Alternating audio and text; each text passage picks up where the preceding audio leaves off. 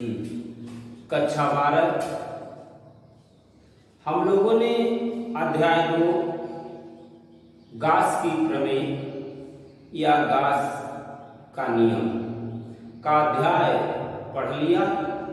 अध्याय समाप्त हुआ और मैंने कहा भी था कि अगले वीडियो में इसका आंकिक प्रश्न जाएगा। तो आज हम लोग आंकिक प्रश्न के विषय में जानेंगे कि इस अध्याय से किस प्रकार के आंकिक प्रश्न आते हैं।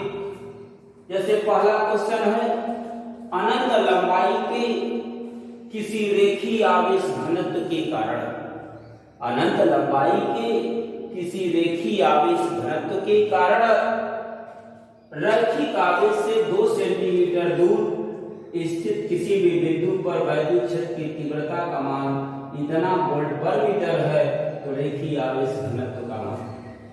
तो आप पढ़े हैं, डेरिवेशन में भी किए हैं। अनंत लंबाई के चालक तार के निकट वैद्युत क्षेत्र की तीव्रता का सूत्र पढ़े हैं, वही सिग्मा मतलब जो होता है ई के बराबर इतना दिया हुआ, जबकि ई बराबर इतना सूत्र होता है। मान आपने रखा और क्वेश्चन को हल किया, मान आपका लैम्डा का आ गया। इसी प्रकार दूसरा क्वेश्चन इस टाइप में देता है, आपको वैद्युत क्षेत्र दे देगा। बड़ा अच्छा ही सवाल दिया गया है। वैद्युत क्षेत्र यह आई कर्व है, तो आपके मन में सवाल हल करते समय तनिक भी न आए।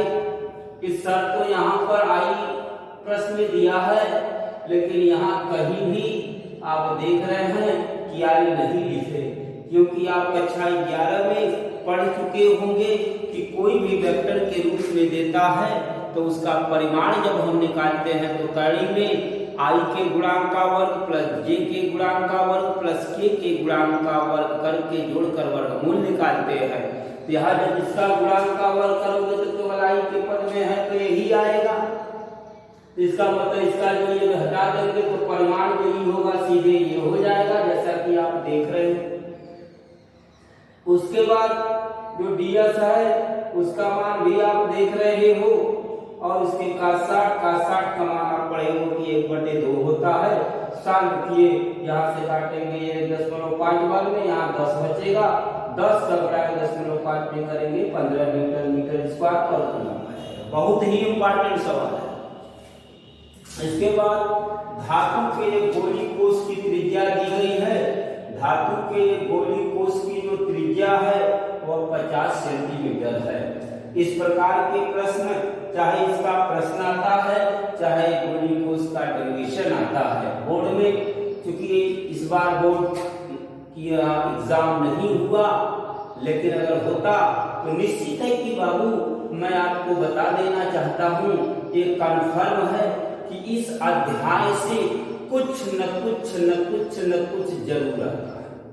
चाहे डेरिवेशन आए, चाहे न्यूमेरिकल आए, कुछ न कुछ जरूर, चाहे परिभाषा लिखने के लिए आए, ज्यादातर 2 चीजें जरूर आता है। क्या आता है क्वेश्चन? गास की प्रमेय का कथन लिखिए, इसके आधार पर अनंत लंबाई के तार के निकट वैद्युत क्षेत्र की तीव्रता का व्यंजक प्राप्त कीजिए, या गोली कोष के कारण वैद्युत क्षेत्र की तीव्रता प्राप्त कीजिए। तो गोली कोष की बात है, उस पर आधारित सवाल मैंने दे दिया है कि त्रिज्या 50 सेमी है, हम और इस पर भी इतना आवेश है, कोष पर इतना आवेश, इसके कारण हमें कोष के भीतर निकालना है वैद्युत क्षेत्र की तीव्रता, कोष के पृष्ठ पर निकालना है, और कोष के केंद्र से 1 मीटर की दूरी पर निकालना है। तो आप जानते हैं, पढ़े भी हैं कि जब कोई तार है उसे आवेश दिया जाता है तो वह आवेश उसके पूरी लंबाई पर वितरित होता है। वही आवेश जब किसी चादर को दिया जाता है तो पूरे बाहरी पृष्ठ पर वितरित होता है। वही आवेश जब किसी चालक प्लेट को दिया जाता है तो बाहरी पृष्ठ पर वितरित होता है। इसका मतलब गोलीय कोष है तो उसे दिया गया आवेश जो होगा उसके बाहरी पृष्ठ पर वितरित होगा, अर्थात उसके अंदर कोई भी आवेश नहीं होगा। यानी इस पृष्ठीय परिबद्ध जब कोई आवेश नहीं होगा तो फ्लक्स गुजरेगा नहीं, जब फ्लक्स गुजरेगा नहीं तो उसके भीतर किसी भी बिंदु पर वैद्युत क्षेत्र की तीव्रता का जो मान होगा वह अवश्य ही शून्य हो। जैसा आप देख रहे हो, क्या देख रहे हैं, आंसर में भी आपने देखा कि बिंदु कोष के भीतर है तो दिए गए बिंदु से गुजरने वाले गाउसियन पृष्ठ के भीतर परिबद्ध आवेश 0 होगा, जिसके कारण जो है वैद्युत क्षेत्र की तीव्रता का मान शून्य। अब कोष के पृष्ठ पर लिए तो आप सूत्र जानते हैं, कोष से 1 मीटर की दूरी पर आप जानते हैं। इसी तरह अगला क्वेश्चन है कि दो बड़ी धातु की प्लेटें हैं, इसको मैं पढ़ाया हूँ, हेडिंग में भी लिखवाए होंगे।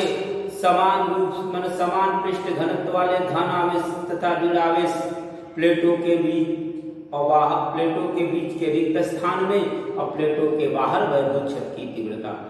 तो उस केस में सूत्र क्या होता है बाबू, E बराबर सिग्मा अपान एप्सिलॉन नॉट, वो प्लेटों के बीच में होता है, जबकि प्लेटों के बाहर वैद्युत क्षेत्र का मान शून्य होता है। तो वही फार्मूले के द्वारा आपने सवाल देखा।